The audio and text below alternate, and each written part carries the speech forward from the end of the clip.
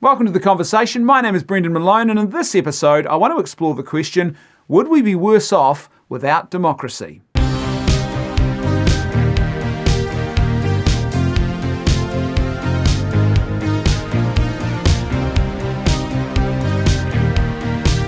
Let me start this episode by making a really important point, because I don't want this video to be misconstrued, misunderstood, or strawmanned.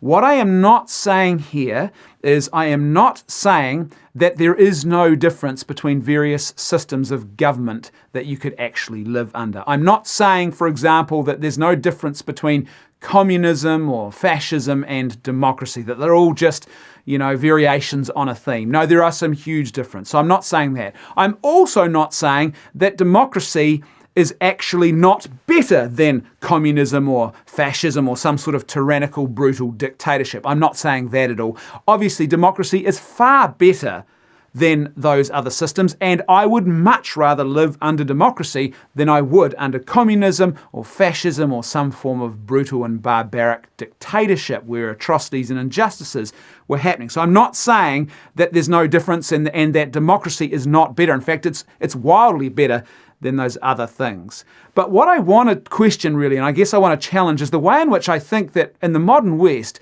we have now elevated and given democracy a sort of sacred status that I'm not actually sure that it really is deserving of. Yes, democracy is better than those other systems I've mentioned, and I'd much rather live under a democracy than those other systems, but that doesn't mean that there aren't major flaws with democracy, and it doesn't mean that we wouldn't be just as well off living under another form of governance that wasn't communism, that wasn't fascism, but also wasn't democracy. You see, Alexis de Tocqueville, hundreds of years ago, writing about this, looking at America, he already foresaw some of the pitfalls and the problems with democracy. So one of the things he highlighted was that democracy will work for you as a society as long as the institutions outside of government remain strong. So the family has to remain strong. Churches have to remain strong. And basically there has to be a culture of virtue and morality that is taught and that is lived. And also there has to be a sense, I think, in which your politicians have a transcendent reference point. So they have a belief in something sacred outside of themselves, because if they don't have that belief, then ultimately you're left with a situation where you end up, even implicitly, believing that the state is the highest authority in the land and it's not answerable to anybody or anything else, and that's not a good situation to be in. But Alexis de Tocqueville mentioned and talked about the fact that if you don't have that wider culture of virtue and those other institutions, if they don't remain strong, then democracy all of a sudden won't be your friend anymore. It will actually start working against you, and it can very quickly start happening. And I would suggest that we could cite lots of examples in the decades leading up to today where we can see that exact thing happening over and over and over and over again. The other thing that Alexis de Tocqueville highlighted was the fact that once politicians figure out that they can use the public purse as basically a bribery pot on the general public, then effectively your democracy will be undermined as well, because all of a sudden it just becomes like a lolly scramble, and it's whichever candidate or party is promising you the most impressive lollies, that's the one that will probably end up winning the majority of the support, because that's the way that people work when you have sort of mob psychology, group psychology at work, and when you have this whole question of human interests and you're being asked to vote along the lines of what's in your best interests. And even though we'd all like to think and we'd like to imagine that people are very rational when it comes to voting, and that they are not just emoting their way, and that they can put aside things like populism, and they can put aside the superficial, and that they're going to think about other people in their society and they're going to vote for them as well as themselves. In actual fact, that's just not how we work. It would be nice if it worked like that in reality, but in practice, it's not how it works. There's a funny psychology at play whenever you have these kind of group dynamics and you are asking people, particularly when you put pressure on them in the sense of saying, you've got to vote and your vote is important and your vote will determine this particular outcome. There's a lot of sort of a sense of obligation and pressure and there's a lot riding on these outcomes, and so you're put in that situation. Here it comes, voting day, now vote. And we all like to think that people would think and act rationally, and they would think and act humanely, but in actual fact, there's a funny thing that happens to our psychology in that situation, and we're very easily swayed by things that are superficial, that are not rational, that are not even necessarily in our best interests. We can be very easily deluded to vote along and for policies and parties that are not really going to be good for our country in the long term because of what's being offered in the immediacy. There's all sorts of ways in which that can become corrupted. Another thing that is, I think, highly questionable about democracy is there's sort of a myth that lies at the heart of it, and the myth is that your vote counts. And in actual fact, your vote, you as an individual, your individual vote doesn't really count in that way. Certainly the way it's sold to us. Think about the most recent election that you might have voted in, and imagine a situation where everyone else voted but you didn't. Would the lack of your vote have actually changed anything? No, it wouldn't have. Your individual vote doesn't actually wield a lot of power. Your vote only wields power and only counts if you vote in a group. So what you have to do is, in a democracy, you have to get in a two-party system, which is sort of the dominant regime in America. You have to actually get at least 50% plus of the other voters to vote along with you for your vote to count. If you're in the 49%, then your vote doesn't mean a thing. It doesn't go anywhere. It just doesn't. So there's this sort of notion that my individual vote is this sort of sacred, powerful thing that holds some magical power. But in actual fact, you have to actually vote still as a group for your vote to wield any influence when it comes to governance. And even in a country like mine, where we don't have a two-party system, we have a system of mixed member proportionality, so different parties can form coalitions and things like that. You still have to cross a 5% threshold before you can even get a politician into Parliament. And you think, well, 5% doesn't sound like much, but it's actually a lot of votes. And very few parties actually cross that threshold. And rather unsurprisingly, all parties and politicians of various stripes for many years in my country have been rejecting official recommendations that threshold should be lowered. Funny that, how those in power don't really like sharing power. And so you've still got to reach this 5% threshold, which is not an easy thing to do. And even when you cross that 5% threshold, that's still not really enough, because that 5% might get you into Parliament, but to have any sort of impact or to really be effective in governance, you need a voting block of MPs, not just one or two people in Parliament. You need more than that. And not just that, but we had a classic situation. It's not the first time this has happened in my country either, but back in 2017, so our previous election, not the one we had last year, but the one before, and you had this most fascinating and really quite absurd situation where you have our two major parties who get the lion's share of the vote. And the biggest of those parties, the National Party, they secured 45% of the vote. The second biggest party, the Labour Party, they only managed to secure 37% of the vote. So that's quite a margin between the two. It's not tight. There's a reasonable margin between the two. But because we live under an MMP system of mixed member proportional voting, what that means is that if you can't actually get a majority, National were not there, didn't get quite enough votes to have a clear outright majority, you've got to start horse trading and forming coalitions. So you form a coalition government with other minor parties. And what happened in the 2017 election was that one party, in fact, it wasn't even one party, it was the leader of that party, a man by the name of Winston Peters, the leader of the New Zealand First Party. He only secured 7% of the vote. But with that 7%, because that 7% was vital and would determine which of the two major parties would actually end up ruling and which of the leaders would end up becoming Prime Minister, he was the one, ultimately, one man decided the outcome of our 2017 election. We all voted, but it wasn't our voting that actually made the decision about who would be our Prime Minister and who would be the governing party. It was one man. And that one man had a vendetta, had a score to settle against the National Party. And because of perceived wrongs that he believed he'd been mistreated by them. And so he had a vendetta, a score to settle. And unsurprisingly, he swung towards the Labour Party and gave them power. It wasn't us that gave them power. It wasn't us, it was him, the individual. So even in that situation, the idea that our vote was sort of this thing that actually counted in a major way when one man is ultimately making the decision. You see, I think the reality is that the more I think about it, the more I think, well, would I be any worse off if compared to, say, living under a democracy like I am right now, if I was living under a benevolent king or an oligarchy of leaders where there was a constitution and where there was subsidiarity, respect for local authority and local governance, and where those leaders were good, moral, virtuous people with a transcendent reference point outside of themselves that they had a belief in. Would I be worse off under that situation? I don't think I would. I mean, I wouldn't be able to vote. If I had no vote in that situation, I wouldn't be able to cast a vote. But would that make me worse off? I don't think it necessarily would. I could still attain a good, stable equilibrium in society and form community around me, and I could still have human flourishing. None of that stuff would be harmed by the loss of democracy and the ability to cast a vote.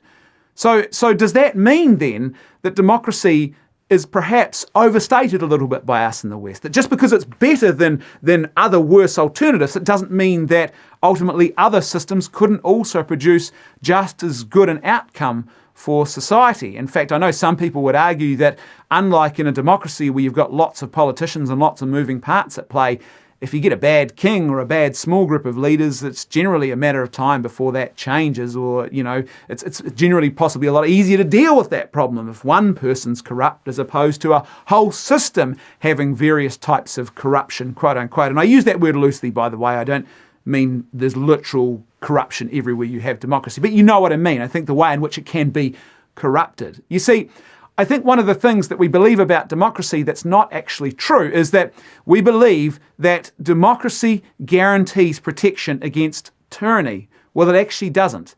What democracy can do is it can actually guarantee your protection against the tyranny of the individual. Although with what happened in our country in 2017, even that is kind of questionable, because we ended up with a situation where an individual made the final call.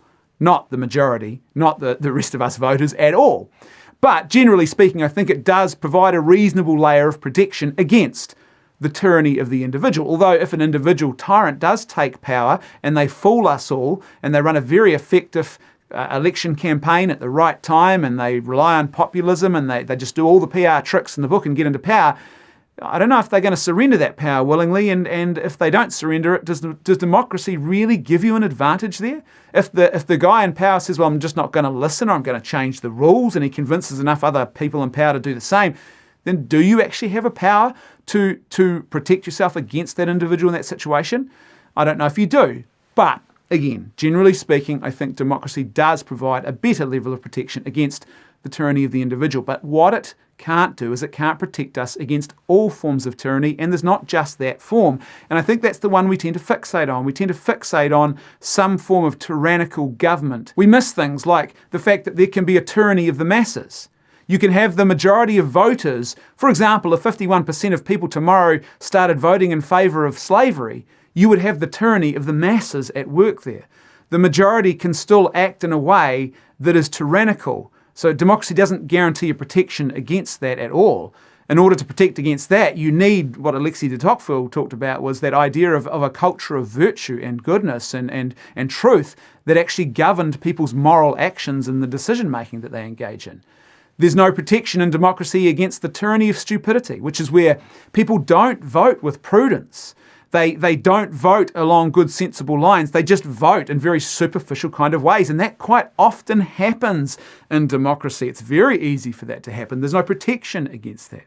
There is no protection against the tyrannical nature of bureaucracy. So we often like to imagine, well, we'd be better off, wouldn't we, if we were under a democracy. Imagine living under a king or a queen or a small group of oligarchs and their advisors. Imagine all the shenanigans, the policy shenanigans that they'd get up to in the king's court, and they could be really bad advisors. Yes, that can happen, but that also happens in democracy. We have a type of king's court. It's the bureaucrats and the bureaucratic tyranny that comes upon us. We don't vote for these people often, yet they have a powerful level of influence and control over actual policy that is set on the ground level and how various laws are executed and affect our ordinary everyday lives.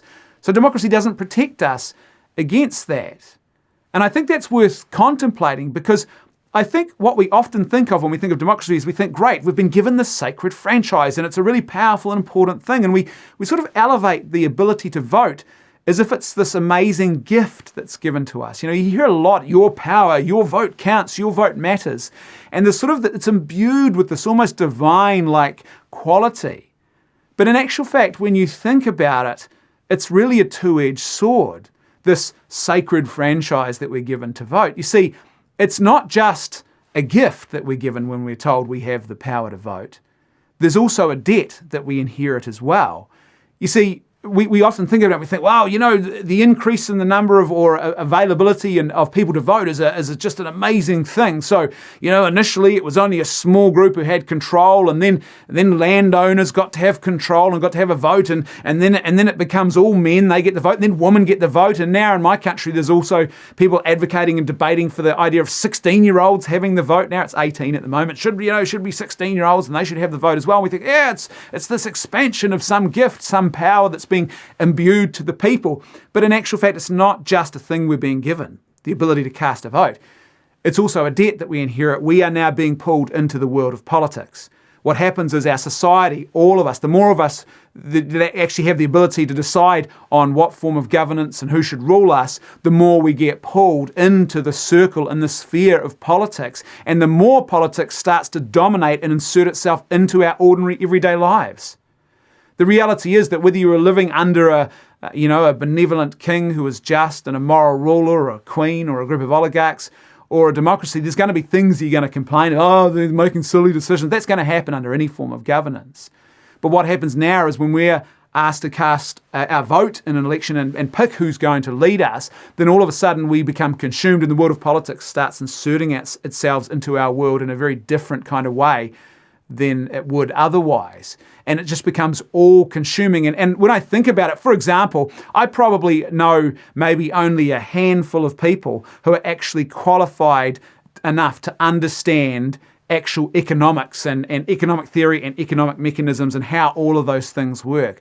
I don't even know enough about that to consider myself competent in that arena. I know some basics. But despite that fact that I am not, and that's most of us, I think, we're not really competent in that area, we are expected increasingly now to vote in democratic elections based on economic reasoning and based on economic policies. Which one's going to be better for the country? Which one actually is better? There's things that we can understand as individuals, that we don't necessarily need a degree in or a qualification. I think things like morality and virtue, they're not things you get a degree in at university, but you can understand them when you live that and you're taught that and you live that out in your ordinary everyday life. When you can understand character, when a politician is a moral person and when they are an immoral person, when their character is good and when their character is deficient. But there's lots of other things about democracy that we're expected to vote on too, that we just really have no grasp on. And then we also get pulled into that world. And it's constantly this sort of all-consuming thing. In my country right now, it's budget week. What's your view on the budget? What's your view on economics? And it's like, well, I'm expected to have a view on that now. See, that's the reality. That's the two-edged sword of the democratic franchise, is all of a sudden politics starts inserting itself into our worlds. And I think increasingly more and more, it's becoming more and more divisive, ironically. It's not uniting and helping us to flourish at all.